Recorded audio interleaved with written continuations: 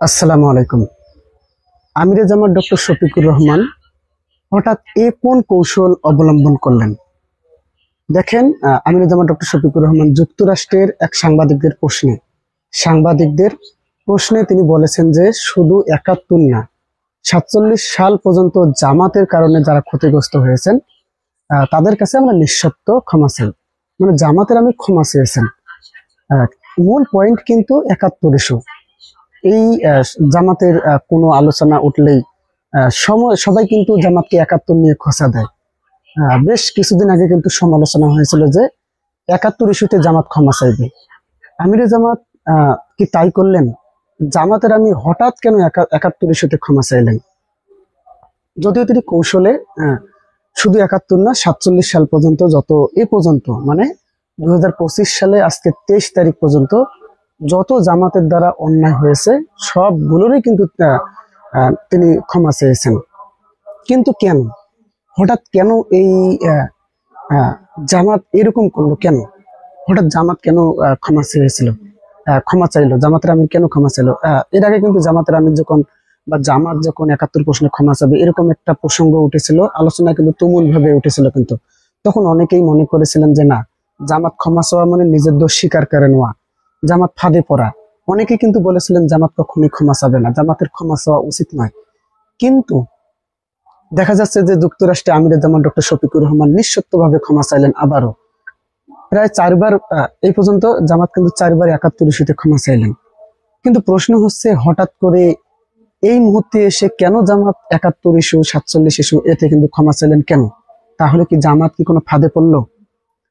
দর্শক, এখানে আমি যেটা মনে করি যে ৭১ ইস্যুতে জামাতের ক্ষমা চাওয়া এটা জামাতের একটা রাজনৈতিক কৌশল। কেননা সামনে যেহেতু ত্রয়োদশ জাতীয় সংসদ নির্বাচন, তো এই নির্বাচনটাকে ঘিরে বিএনপি এবং জামাতের মধ্যে একটা দ্বন্দ্ব চলছে। যেহেতু এখানে আওয়ামী লীগ নেই, তো বিএনপি কিন্তু হুমকি দেয়। এই যে পঞ্চগড় জেলা বিএনপির যুগ্ম আহ্বায়ক হুমকি দিল না 2 দিন আগে যে আমরা যদি ক্ষমতায় যাই তাহলে জামাতকে নিষিদ্ধ করব। কেননা জামাত স্বাধীনতা বিরোধী, রাজাকার। এই জন্য পরে উনি কিন্তু ক্ষমা চেয়েছেন তোপের মুখে যে আমার বক্তব্য ভুল হয়েছে, আমাকে ক্ষমা করে দেবেন, এইভাবে বলেছেন, যদিও বিএনপির ওই নেতা। কিন্তু আহ এই যে জামাতকে ৭১ ইস্যুতে বিভিন্ন ভাবে কিন্তু ঘায়েল করা হয়, তো সামনে নির্বাচনে আসলে জামাত কিন্তু ক্ষমতায় যাওয়ার খুবই কাছাকাছি। আপনারা হয়তো জানেন ইতিমধ্যেই জামাতের যে বিভিন্ন জরিপ উঠে এসেছে তার মধ্যে অন্যতম 2টা বড় বড় যেটা জরিপ, সেগুলো কিন্তু জামাত অনেক দূরে এগিয়ে, বিএনপির থেকে কিন্তু অনেক এগিয়ে। মানে জামাত ক্ষমতায় যাওয়ার খুবই কাছাকাছি। তো সেই থেকে আমি যেটা মনে করি, যুক্তরাষ্ট্রের ডক্টর মির্জা গালিব আছে, সাবেক শিবির নেতা, ঢাকা বিশ্ববিদ্যালয়ের সাবেক শিবির সভাপতি, এবং শিবিরের যে নেতারা আছে সাবেক, তাদের নেতৃত্বেই কিন্তু আমিরে জামাত ডক্টর শফিকুর রহমান ক্ষমা চেয়েছেন। আমি এর আগে বিশ্লেষণ করেছিলাম না যে শিবিরে যে সাবেক নেতারা আছে তাদেরকে মাঠে নামাচ্ছে বাংলাদেশ জামাত ইসলামী, কেননা তাদের দক্ষতাকে কাজে লাগাতে চায় এই নির্বাচনে।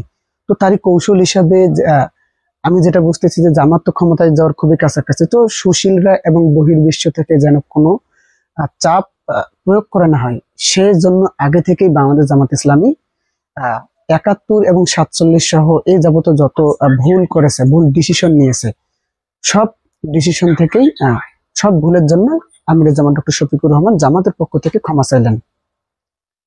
এখন তারপরেও কিন্তু দেখেন বিভিন্ন সুশীলরা যারা আছে, বিশেষ করে বিএনপি পন্থী, আওয়ামী পন্থী, বামরা, তারা কিন্তু এভাবে তারপরও জামাতকে ঘায়েল করবে। এখন প্রশ্ন হইতেছে, কৌশলটা কিন্তু ঘুরে যেতে পারে। যেমন ৭১ ইস্যুতে ভুল স্বীকার করা, এই যে নাসিরুদ্দিন এনসিপির এক নেতা, সম্ভবত উনি উনি কি বলেছেন জানেন? যে জামাতের শুধু ক্ষমা চাইলেই হবে না, কেননা তার একটা গণহত্যাকারী দল। গণহত্যাকারী দল মানে সরাসরি বাংলাদেশের মানুষকে তারা হত্যা করেছে ৭১ সালে। যেমন এখন আওয়ামী লীগকে বলা হয়, আওয়ামী লীগ ছাত্রদের উপর যেমন হত্যাযজ্ঞ চালিয়েছে সারা দেশের নেতা কর্মীরা এবং পুলিশ বাহিনী, সেনাবাহিনী দিয়ে, সেরকম জামাতকেও এনসিপির এই নেতা বলতেছেন, মাহিন সরকার বলতেছেন যে জামাত গণহত্যাকারী একটি দল, জামাতের ক্ষমা চাইলেই হবে না। মানে জামাতের তারা বিচার করতে চায়। কেননা তারা চায় যে তারা জামাতকে কোণঠাসা করে এনসিপি হবে বিরোধী দল বা সরকারে যাবে, যেমন তার নাসিরুদ্দিন পাটোয়ারি বলে যে জামাতের ক্ষমতায় যাওয়ার প্রশ্নই ওঠে না। আবার তারা কিছুদিন আগে বলেছিল যে বিএনপি মাত্র 50 থেকে 60টা আসন পাবে, তার মানে ক্ষমতায় এনসিপি যাবে, এটা তাদের একটা স্বপ্ন হতে পারে। কিন্তু ক্ষমতায় যদি তারা যেতেও না পারে, বিএনপির সঙ্গে আসন সমঝোতা করে কমপক্ষে তারা বিরোধী দল হবে। এজন্য কিন্তু দেখেন জামাতের আমিরের ক্ষমা চাওয়ার পরপরও তারা বলে যে জামাতের ক্ষমা চাইলেও হবে না, মানে জামাতের তারা বিচার করতে চায়। কিন্তু জামাতের এই যে 71 ইস্যু, 47 ইস্যু, এই যে ক্ষমা চাওয়া, আমিরে জামাতের আবার প্রকাশ্যে ঘোষণা দিয়ে সাংবাদিকদের সামনে এই ঘোষণা চাওয়ার, এটা একটা রাজনৈতিক কৌশল হিসেবে দেখা হচ্ছে। আর আমি মনে করি এর নেতৃত্বে রয়েছে যুক্তরাষ্ট্রে সাবেক শিবিরের সভাপতি, ঢাকা বিশ্ববিদ্যালয়ের শিবির সভাপতি ডক্টর মির্জা গালেব। ওনার মতো তো আসলে বুদ্ধিমান উনি একসময় বাংলাদেশ ঢাকা বিশ্ববিদ্যালয়কে বলেছিল, ঢাবিকে, মানে উনি সেখানে চাকরি করতে চেয়েছিলেন, আপনারা হয়তো ওনার গল্পটা জানেন। কিন্তু শিবির করার কারণে কিন্তু ওনাকে ঢাকা বিশ্ববিদ্যালয়ে চাকরি দেওয়া হয়নি। উনি আফসোস করে বলেছিলেন যে আমাকে ঢাকা বিশ্ববিদ্যালয়ে চাকরি দিল না, একদিন তারা আফসোস করবে যে আমাকে কেন তারা চাকরি দিল না।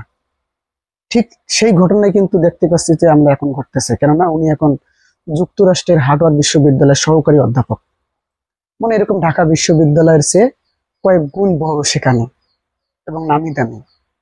তো ওই মির্জা গালিবের নেতৃত্বে আমি মনে করি আমিরে জামান ডক্টর শফিকুর রহমান মির্জা গালিবের পরামর্শে, সাবেক শিবির নেতাদের পরামর্শেই, বিশেষ করে ডক্টর মির্জা গালিব এবং এই যে আইনজীবী, বর্তমান যিনি জামাতের আইনজীবী সব বিএনপির আইনজীবী, তিনি অ্যাডভোকেট শিশির মনির, ওনাদের নেতৃত্বে, ওনাদের পরামর্শই আমি যেটা মনে করি যে জামাতের আমি ডক্টর শফিকুর রহমান 71 এবং 47 ইস্যুটাকে ক্লোজ করার জন্য কিন্তু এখানে ক্ষমা চাইলাম।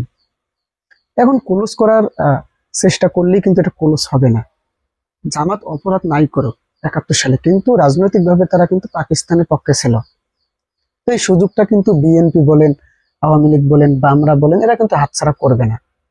এই যে এনসিপিও কিন্তু এখন হাতছাড়া করতেছে না, মানে যখন যাই আসুক না কেন জামাতকে ব্যবহার করা শেষ হলেই কিন্তু তারা 71 ইস্যু সহ এরকম বিভিন্ন ইস্যু টেনে এনে জামাতকে ঘায়েল করার চেষ্টা করবে।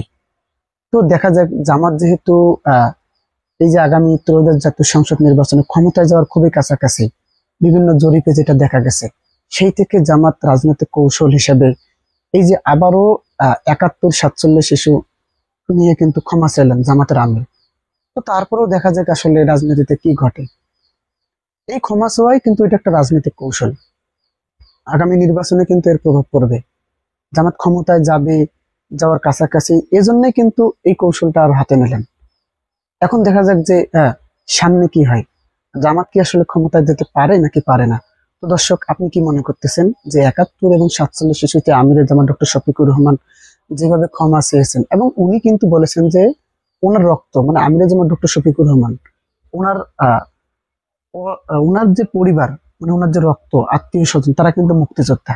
আর আমরা বিগত জামাতের যেটা আমির ছিল তাদেরকে দেখেছি, তাদেরকে তারা রাজাকার ট্যাগ দিয়েছে। কিন্তু বর্তমান যে আমিরে জামাত আছে, ওনাকে কিন্তু কোনোভাবে রাজাকার স্বাধীনতা বিরোধী ট্যাগ দেওয়ার কোনো সুযোগ নাই, কেননা ওনার পুরো পরিবার, ওনার পরিবার কিন্তু মুক্তিযোদ্ধা ফ্যামিলি। তো সেক্ষেত্রে জামাতের এখানে কৌশলটা অনেক গুণে কিন্তু কাজে লাগাবে আগামী নির্বাচনে। তো আপনি আসলে কি মনে করেন, জামাত কি 71 এবং 47 এসব ইস্যু টেনে এনে ক্ষমা চেয়ে কি ভুল করলো নাকি সঠিক কাজটাই করেছে? আপনার কি মনে হয়? অবশ্যই অবশ্যই আপনাদের মন্তব্যটি কমেন্ট করে জানাবেন। ধন্যবাদ। আসসালামু আলাইকুম।